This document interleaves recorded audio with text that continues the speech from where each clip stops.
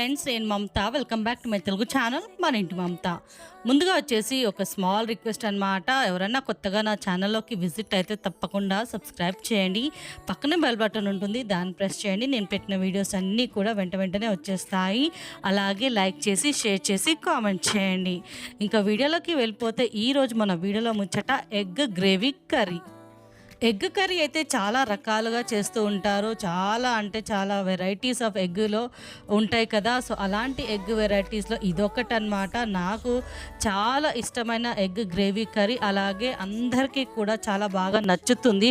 ఒక్కసారి ఇలా ట్రై చేసి చూడండి. ఇంకా మళ్ళీ మీరు తప్పకుండా ఈ ఎగ్ కర్రీ అయితే చేస్తూ ఉంటారనమాట. సో అంత బాగుండే కర్రీ మరి ఎలా ఏంటి ప్రొసీజర్ అనేసి వీడియోలోకి వెళ్ళిపోయి చూసేద్దామా. వీడియోలోకి వెళ్ళిపోతే ఇక్కడ నేను ఒక 4 ఆనియన్స్ అయితే తీసుకున్నాను.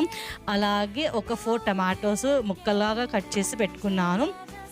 ఆనియన్స్ వచ్చేసి అంటే ఉల్లిగడ్డ వచ్చేసి పెద్ద ముక్కల్లాగా కట్ చేసుకున్నాను. ఇంకా వెల్లిపాయలు ఒక 10 చిన్న అల్లం ముక్క కూడా తీసుకున్నాను. ఒక మిక్సీ జార్ తీసేసుకొని ఉల్లిపాయ ముక్కలన్నీ కూడా మిక్సీలో వేసేసి, అలాగే వెల్లిపాయలు అల్లము చిన్న ముక్క కూడా మిక్సీలో వేసేసి దీన్ని ఇప్పుడు మనం పేస్ట్ చేసేయాలి.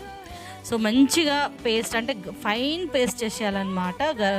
బరకగా లేదంటే కచ్చా పచ్చగా అలా ఏం అవసరం లేదు. ఫైన్ ఇలా పేస్ట్ లాగా అయితే చేసేయాలి. ఇంకా స్టవ్ పైన ఒక గిన్నె పెట్టేసి ఒక 3 టేబుల్ స్పూన్ ఆయిల్ అయితే వేసాను నేను. ఎందుకంటే ఈ గ్రేవీ కాబట్టి కొంచెం 3 స్పూన్స్ అయితే ఆయిల్ పడుతుంది. ఇప్పుడు మిక్సీ చేసిన ఈ పేస్ట్ని, ఆనియన్ పేస్ట్ని ఇందులో వేసేయాలి. ఇంకా ఈ పేస్ట్ వచ్చేసి చక్కగా మనము ఫ్రై చేయాలన్నమాట. సో ఇలా కుక్ చేస్తే కొంచెం టైం పడుతుంది కాబట్టి మూత పెట్టేసి మీడియం ఫ్లేమ్లో మగ్గిస్తే తొందరగా ఇది ఫ్రై అయిపోతుంది ఆనియన్ పేస్ట్ వచ్చేసి. సో ఇంకా మూత పెట్టేసి నేను ఒక 5 నిమిషాలు వదిలేసాను అనమాట. అది ఫ్రై అయ్యేలోగా మనం అదే మిక్సీ జార్లో కట్ చేసి పెట్టుకున్న టమాటో ముక్కల్ని కూడా వేసి దీన్ని కూడా పేస్ట్ చేసేయాలి. ప్యూరీ లాగా అయిపోతుంది ఇలాగా. సో ఇలా ప్యూరీ లాగా చేసి పెట్టుకున్న టమాటోస్ మరీ కచ్చాపచ్చగా అవసరం లేదనమాట. ప్యూరీయే కావాలి. అంటే ఫుల్ పేస్ట్ లాగా చేసేయాలి ఈ టమాటో పేస్ట్. సో మంచి నాటు టమాటోస్ తీసుకున్నాం అనుకోండి, మంచిగా రుచి వస్తుంది అనమాట ఈ గ్రేవీ కర్రీకి. ఇంకా టమాటో ప్యూరీ రెడీ అయిపోయింది. ఇంకో పక్కన నేను ఎగ్స్ ఉడకబెట్టేసి మంచిగా విడ్ది స్కిన్ అయితే మంచిగా పీల్ ఆఫ్ చేసేస్తున్నాను. సో ఇక్కడ నేనైతే పీల్ ఆఫ్ చేయట్లేదు, మా పాప నాకు హెల్ప్ చేస్తుంది. ఎగ్స్ పీల్ ఆఫ్ అంటే చాలామందికి ఇష్టం కదా. సో నేను చేస్తా అంటే సో ఓకే చెయ్యి అని చెప్పేసి అంటే ఇంక అన్నీ మంచిగా పీల్ ఆఫ్ అయితే చేసి ఒక ప్లేట్లో అయితే పెట్టేసి నాకు ఇస్తుంది అనమాట. సో ఎగ్స్ అయితే నేను ఇక్కడ ఒక 8 తీసుకున్నాను.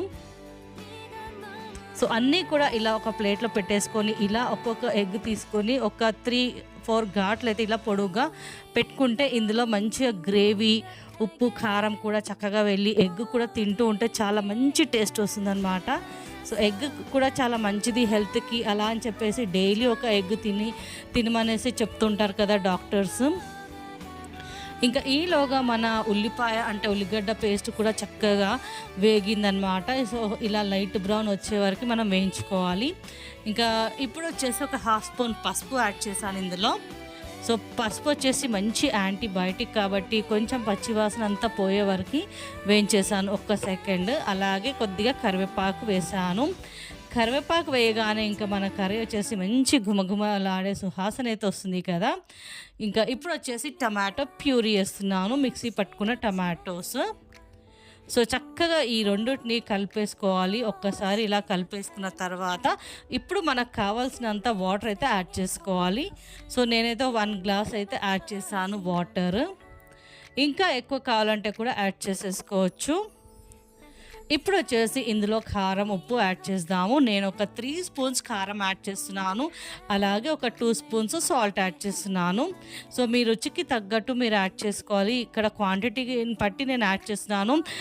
ఇంకా ఉల్లిపాయ వచ్చేసి మనకు కొంచెం స్వీట్నెస్ వస్తుందన్నమాట. మనం ఎక్కువ ఆనియన్స్ యాడ్ చేసాం కదా ఇక్కడ. సో దాన్ని కొంచెం తీపి రకం వస్తుంది కాబట్టి మనకి కర్రీ, అందుకని 1 స్పూన్ కారం ఎక్కువనే పడుతుంది. సో అది దృష్టిలో పెట్టుకొని ఇందులో ఉప్పు, కారం యాడ్ చేసుకున్న తర్వాత 1 స్పూన్ నేను జీలకర్ర ధనియాల పొడి కూడా యాడ్ చేశాను. సో మంచిగా ఒకసారి కలిపేసిన తర్వాత ఇప్పుడు ఇందులో బాయిల్ చేసి పెట్టుకున్న కోడిగుడ్లు అయితే యాడ్ చేస్తున్నాను. సో అలాగే ఘాట్లు కూడా పెట్టాం కదా. ఇప్పుడు దీన్ని మూత పెట్టేసి ఒక్క 10 నిమిషాలు దీన్ని ఉడకనివ్వాలి. ఇంకా చూసారా ఎంత బాగా అంటే ఫుల్గా కుక్ అయిపోయింది. ఇలా ఆయిల్ అంతా పైకి వస్తే మనకి మంచిగా గ్రేవీ అంటే రెడీ అయిపోయిందనమాట. ఎగ్ గ్రేవీ అయితే కరెక్ట్గా మస్తు టెక్స్చర్ తోటి అయితే రెడీ అయిపోయింది చూసారా. సో ఎగ్ కూడా ఎంత మంచి కలర్గా వచ్చిందో చూసారా.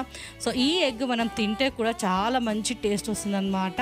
సో ఎగ్ గ్రేవీ కర్రీ అయితే సూపర్ సేబీ ఊపర్ రెడీ అయిపోయింది. ఇప్పుడు లాస్ట్ ఫినిషింగ్ టచ్ వచ్చేసి గరం మసాలా వేస్తున్నాను 1 spoon. So garam masala egg gravy కర్రీలో వేస్తే చాలా బాగుంటుంది. చికెన్ ఫ్లేవర్ అయితే వస్తుందన్నమాట.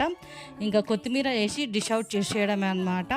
సో కొత్తిమీర కూడా యాడ్ చేసినాను బోలెడంతా. సో ఎంతో కలర్ఫుల్గా ఎంతో రుచికరంగా అయిన ఈ ఎగ్ గ్రేవీ కర్రీ ఒక్కసారి ఇలా ట్రై చేసి చూడండి, చాలా బాగుంటుంది. సూపర్ అంటే సూపర్ ఉంటుంది. ఒక్కసారి కదండి, వారంలో 2-3 సార్లు అయితే డెఫినెట్గా చేసుకొని తింటారు. అంత బాగుంటుంది ఈ ఎగ్ గ్రేవీ కర్రీ. ఒక్క గరిటెడు అలా వేసుకొని తింటే ఫుల్ అన్నం అంతా కూడా మనకి సరిపోతుంది అనమాట. అంత బాగుంటుంది ఎగ్ గ్రేవీ. చూసారా ఎంత చిక్కగా, చాలా బాగుంటుంది. తిన్నా కొద్దీ ఇంకా తినాలనిపిస్తుంది ఈ కర్రీ వచ్చేసి. సో సూపర్ సేబీ ఊపర్ ఉండే ఈ ఎగ్ కర్రీ మరి మీకు ఎలా ఉందో, నచ్చిందా లేదా తప్పకుండా నాకు కామెంట్ చేసి చెప్పండి. ఈ వీడియో మీరు పూర్తిగా ఎండింగ్ వరకు చూసినందుకు థ్యాంక్ యూ వెరీ మచ్ అండి. ఇంకా లైక్ చేసేసి మళ్ళీ సరికొత్త వీడియోలో కలుద్దాము. అంతవరకు బాయ్ ఫ్రెండ్స్.